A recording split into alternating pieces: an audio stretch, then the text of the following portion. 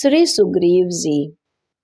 श्री राम जी सुग्रीव जी से कहते हैं, भैया सब भाई भरत के समान आदर्श नहीं हो सकते, सब पुत्र हमारी तरह पितृभक्त नहीं हो सकते और सभी सुहृद तुम्हारी तरह दुख के साथी नहीं हो सकते। सभी संबंधों के एकमात्र स्थान श्री हरि ही है। उनसे जो भी संबंध जोड़ा जाए उसे वे पूरा निभाते हैं। सच्ची लगन होनी चाहिए, एक निष्ठ प्रेम होना चाहिए। प्रेम पास में बंधकर प्रभु स्वामी बनते हैं। वे सखा सुहृद भाई पुत्र सेवक सभी कुछ बनने को तैयार है। उन्हें शिष्टाचार की आवश्यकता नहीं, वे सच्चा स्नेह चाहते हैं।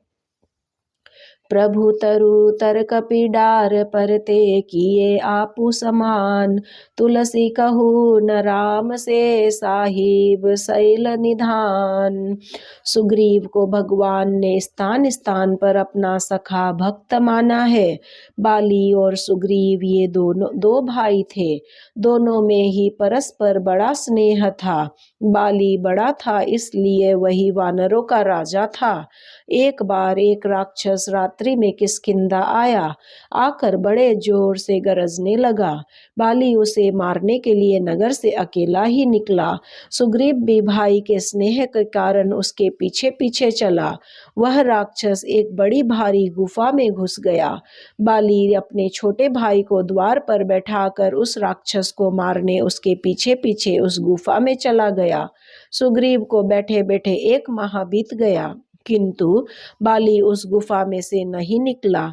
1 महीने के बाद गुफा में से रक्त की धार निकली। सुग्रीव ने समझा मेरा भाई मर गया है, अब वह राक्षस बाहर निकलकर मुझे भी मार डालेगा। अतः उस गुफा को एक बड़ी भारी शिला से ढककर वह किष्किंधापुरी लौट गया।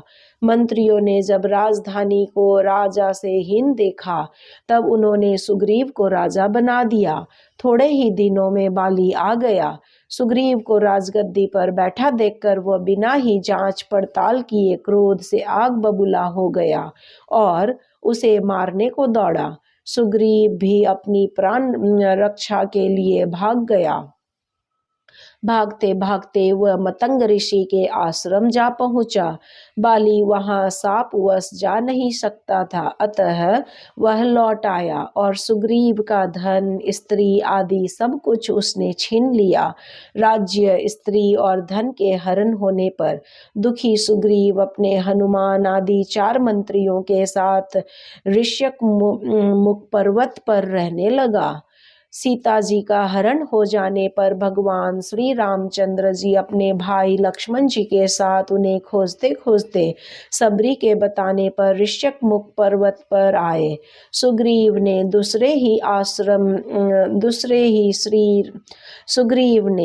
दूर से ही श्री राम लक्ष्मण को देखकर हनुमान जी को भेजा।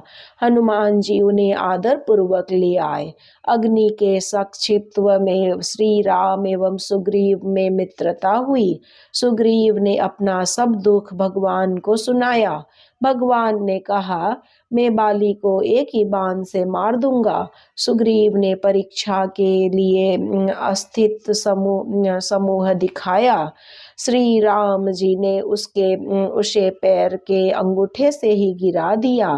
फिर 7 ताड़ वृक्षों को एक ही बाण से गिरा दिया। सुग्रीव को विश्वास हो गया कि श्री राम जी बाली को मार देंगे। सुग्रीव को लेकर श्री राम जी बाली के यहाँ गए। बाली लड़ने आया। दोनों भाई में बड़ा युद्ध हुआ।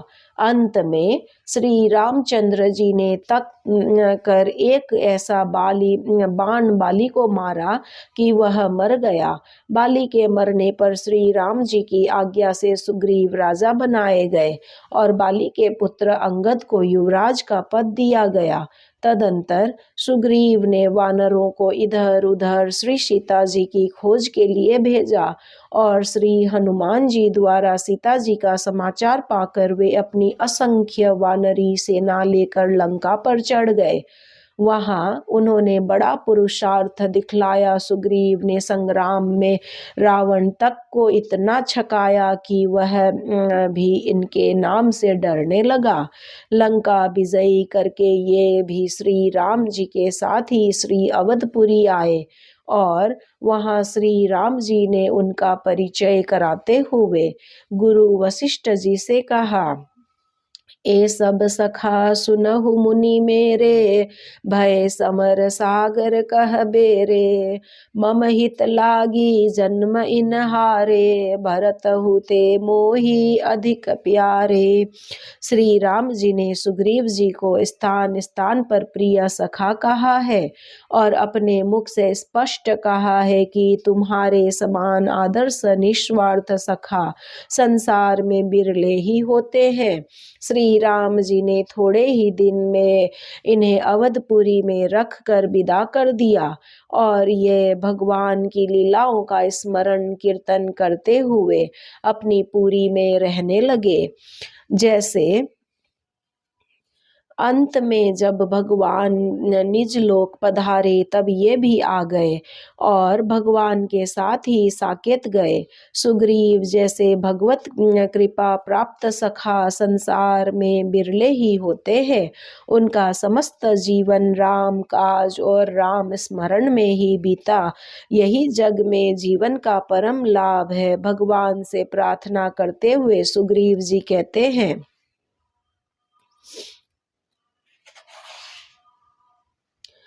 प्रभु मेरी चित्त वृत्ति सदा आपके चरण कमलों में लगी रहे।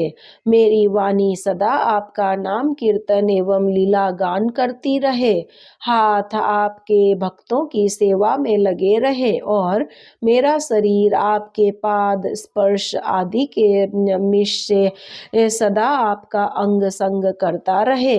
मेरे नेत्र सर्वदा आपकी मूर्ति, आपके भक्त और अपने गुरु का दर्शन करते रहे।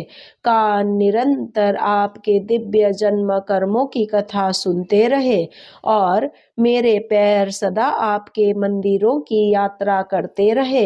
हे गरुड़ ध्वज, मेरा शरीर आपकी चरण रज से युक्त तीर्थों तक को धारण करे और मेरा सिर निरंतर आपके उन चरणों में प्रणाम किया करे जिनकी शिव और ब्रह्मादि देवगण भी सदैव सेवा करते हैं। श्रीमन नारायण नारायण नारायण, भजमन हरि नारायण नारायण नारायण।